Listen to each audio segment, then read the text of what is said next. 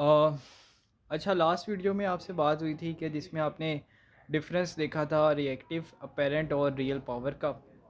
आज वह उसी वीडियो को कंटिन्यू करते हुए मैं इसके ऊपर थोड़ा सा आपको और ब्रीफ करना चाहूँगा। सबसे पहले तो मैं ये चीज़ का पता होना चाहिए कि आया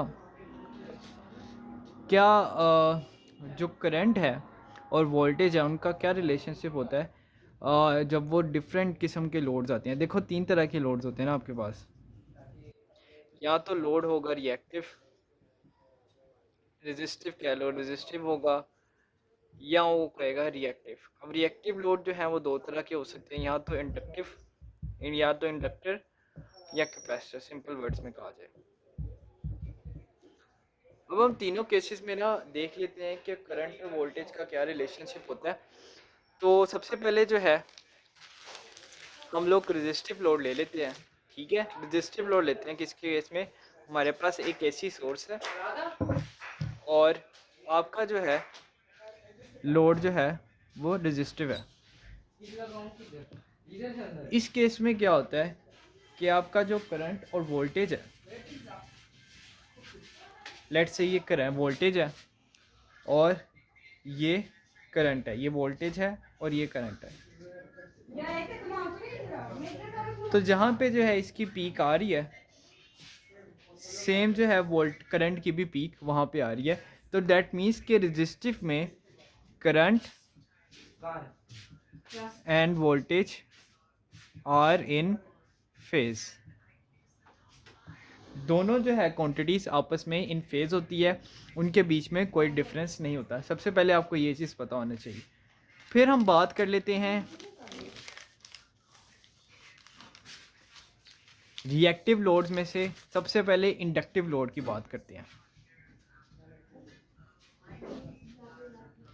इंडक्टिव लोड आ गया, यानी कि अब ये एक रजिस्टर इंडक्टर लगा हुआ है। दैट मीन्स कि ये है एल। अब क्या करना है हमने कि अब ये बिल्कुल वही वाले ग्राफ हैं। अब ग्राफ को पहले हम मिटा लेते हैं, बल्कि प्लॉट्स को।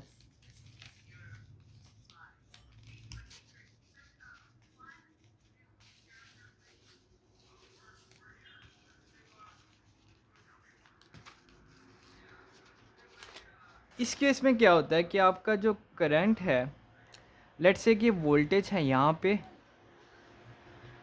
तो आपका जो करंट है वो होगा ऐसे। तो दैट मीन्स आपके इंडक्टिव के केस में, इसको पूरा वो बना लेते हैं, आपका जो करंट है लैग कर रहा है वोल्टेज से बाय 90। या इसको हम कह सकते हैं कि वोल्टेज है करंट को लीड कर रही है, लीड करंट बाय 90। दोनों सूरतों में बात ठीक है।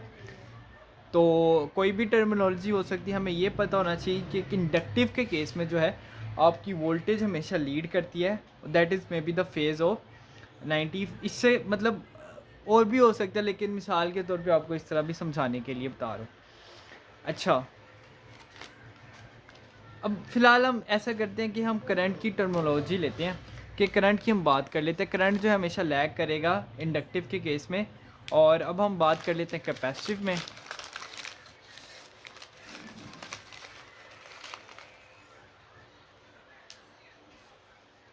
कैपेसिटिव आ जाएगा तो यहाँ पे कैपेसिटर आ जाएगा। तो कैपेसिटिव के केस में अब अगेन लोड मिटा लेते हैं। चलो ये दोबारा ही मिटा दें।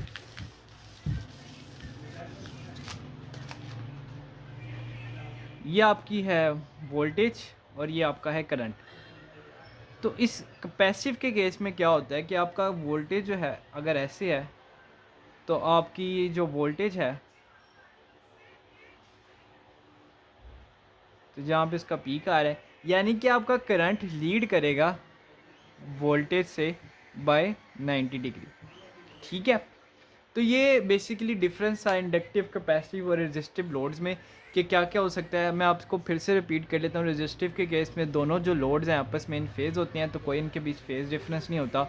इंडक्टिव के केस में जो वोल्टेज करंट जो है वो लीड लैग कर रहा होता है, और कैपेसिटिव के केस में जो है करंट वो लीड कर रहा होता है बाय 90 डिग्री, या कोई भी उसके एंगल हो सकता है।